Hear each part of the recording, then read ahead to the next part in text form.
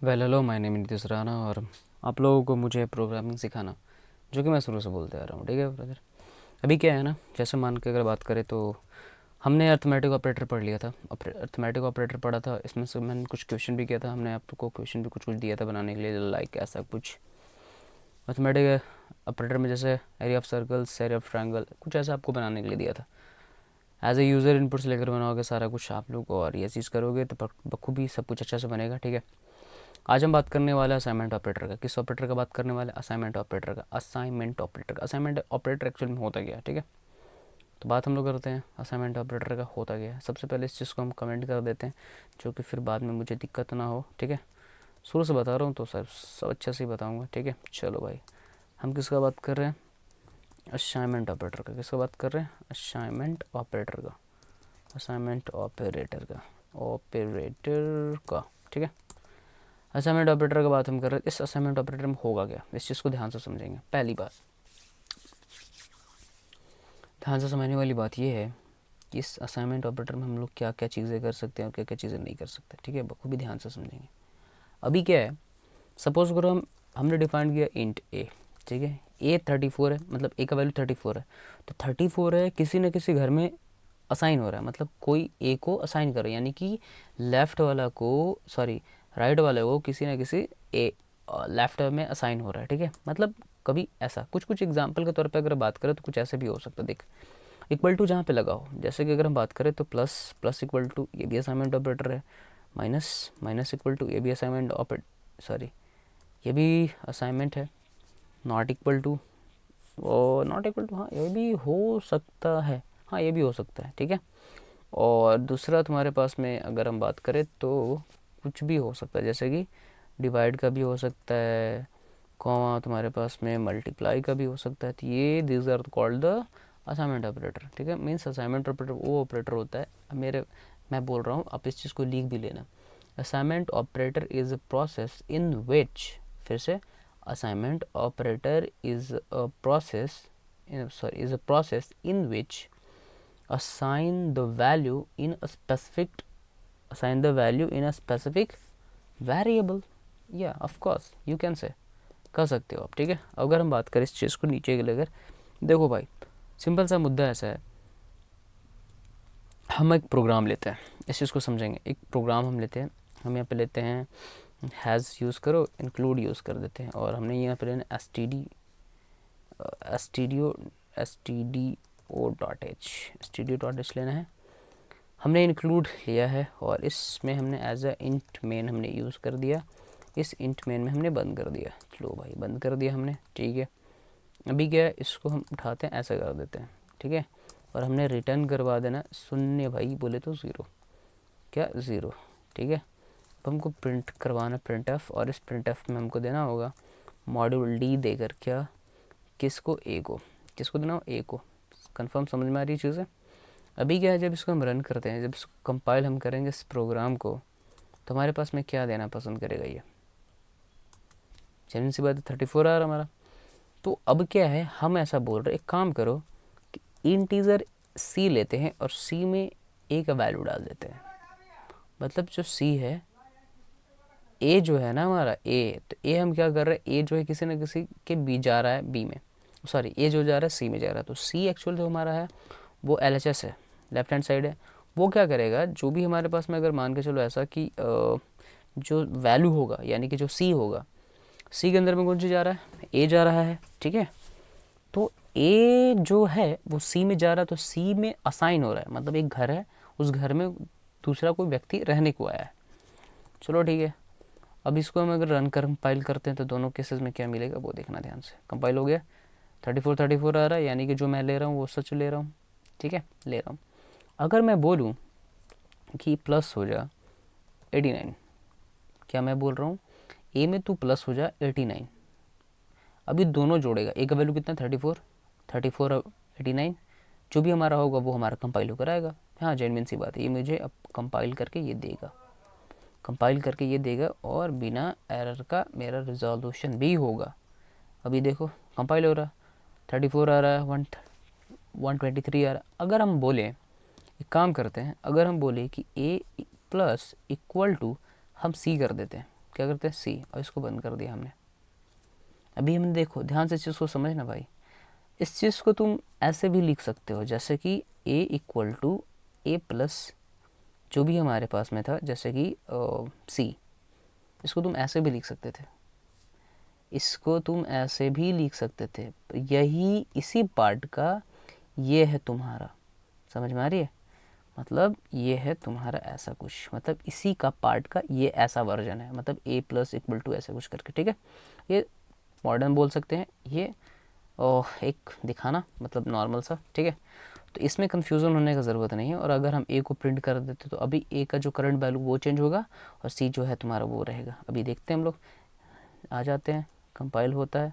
अब देखो आया 157 123 आ रहा है, काम कर रहा है, हाँ काम कर रहा है।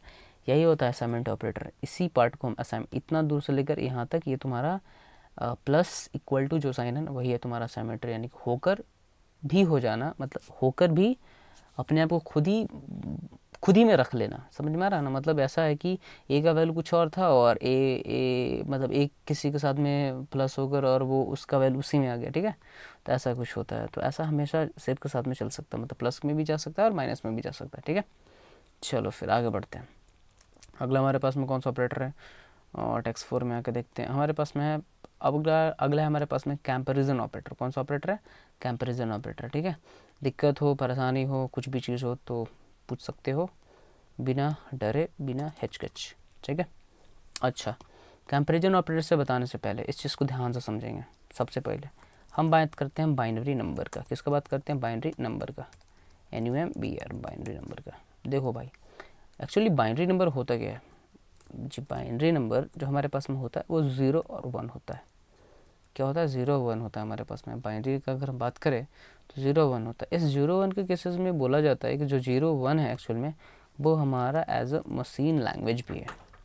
कौन सा लैंग्वेज है, मशीन लैंग्वेज, मशीनरी लैंग्वेज बोलते हैं। क्या बोलते हैं, machinery language, language machinery language actual में। अब जो ये मशीनरी लैंग्वेज है हमारा, वो एक्चुअल में करता क्या है वो समझेंगे ध्यान से। मशीनरी लैंग्वेज तो हमने बता दिया। मशीनरी लैंग्वेज क्या होता है भाई, देखो जो हमारा कंपाइलर है, जो हमारा कंपाइलर होता है, इसमें जो कंपाइलर यूज़ हो रहा है उसका नाम GCC है। जो हम लोग यूज़ करते हैं ना GCC, वही है कंपाइलर सी के अंदर में।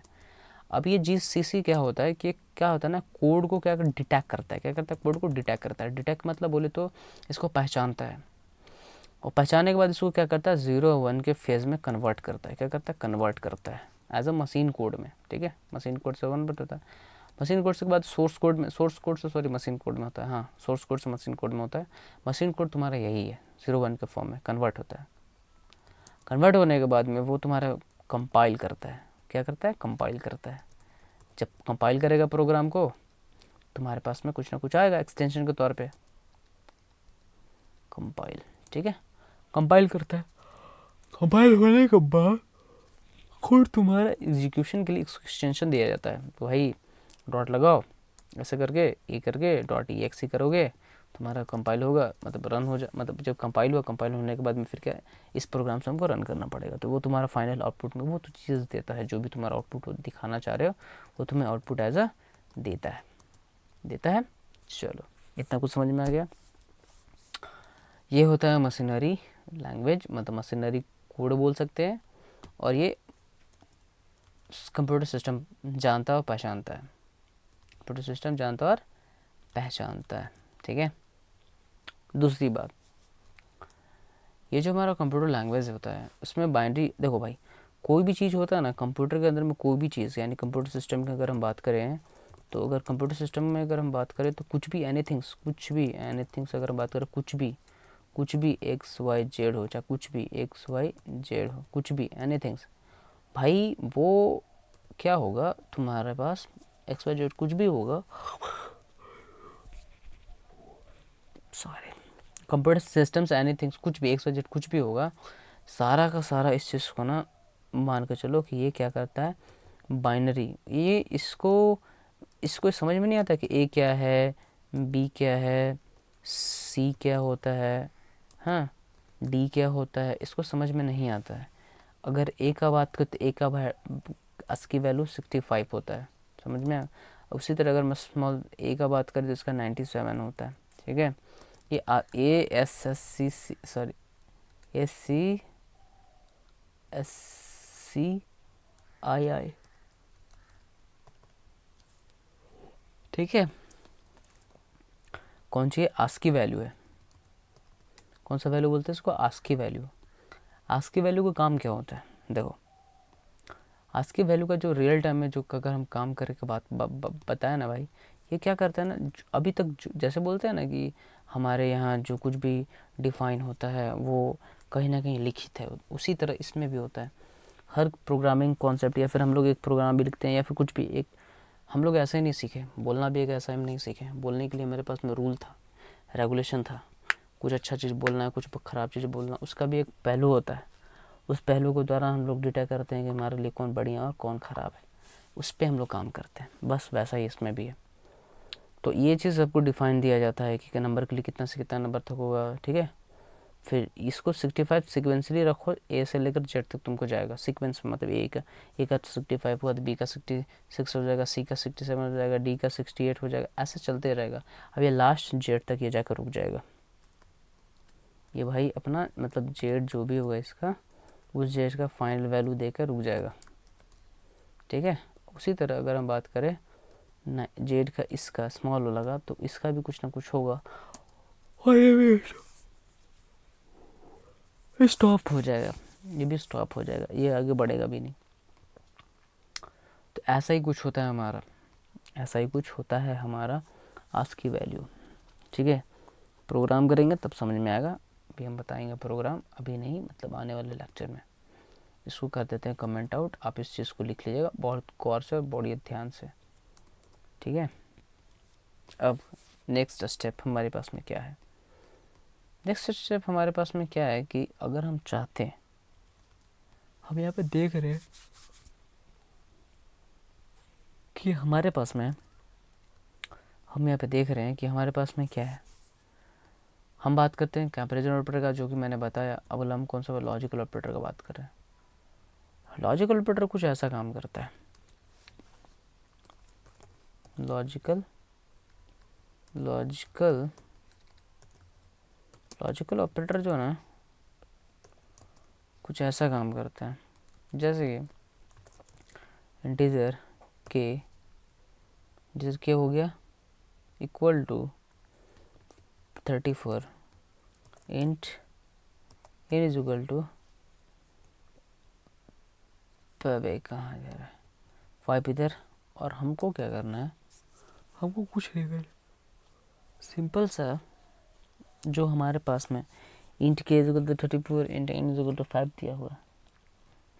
Int k is equal to 34, int n is equal to 5 जो दिया हुआ है, इसमें से हमको करना क्या है कि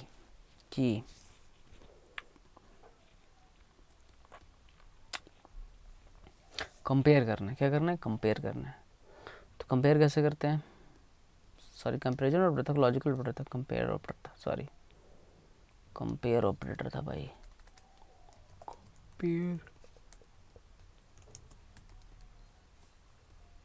कंपेयर ऑपरेटर, जिसको बोलते हैं हम लोग कंपैरिजन भी ऑपरेटर। कौन सा ऑपरेटर बोलते हैं? कंपैरिजन भी ऑपरेटर बोलते हैं भाई, कंपैरिजन भी ऑपरेटर बोला जाता है। और हम ये चीज़ बोलेंगे, देखो कंपैरिजन होता क्या, लिख दिए एक का वैल्यू इतना 34 या फिर इतना, ठीक है, हो गया मान के चलते हैं। इसको हटा दो यहाँ से और इसको भी यहाँ से हटा दो, ठीक है। अब हमको करना क्या है? हम बोले int m is equal to k जो होगा वो एम इक्वल टू के जो होगा बड़ा होगा किससे? एन से। ऐसा हुआ तो प्रिंट एफ में जाएगा मॉड्यूल डी कॉमा एम। एक और बात, यहाँ पे जो प्रोग्राम रन करेगा, यहाँ पे जो प्रोग्राम रन करेगा तो वो करेगा प्रोग्राम रन प्रोग्रामिंग रन करेगा तो चार्जेस 10 एक्स्ट्रा लग जाएंगे। क्यों ऐसा? क्योंकि प्रोग्राम रन करेगा तो कैसे एक्स्ट्रा लगेगा, ऐसे समझो। मान के चलते हमारे पास में के है, ठीक है, के बड़ा है एन से, ठीक है। अगर हम इसको प्रिंट करते हैं एम को, तो एम स्मूथली प्रिंट हो जाएगा, इसमें कोई राय नहीं है, ये हो जाएगा प्रिंट, ये हो जाएगा। अभी पूछता है कि एन डिफाइन है नहीं, अरे भाई यहाँ पे बंद होता है। अब बस हो गया। अब जब इसको रन करेंगे ना,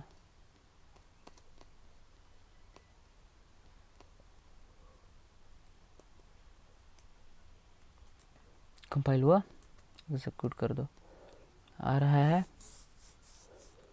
एक चीज़ और है, इस चीज़ को समझना, इसमें से तुमको मिलेगा 1 और 0 का फॉर्म में आउटपुट। 1 बोले तो ट्रू और 0 बोले तो फॉल्स, कुछ ऐसे करके मिलता है। यहाँ पे भी लगा दो /n करके, इसको भी कंपाइल करो,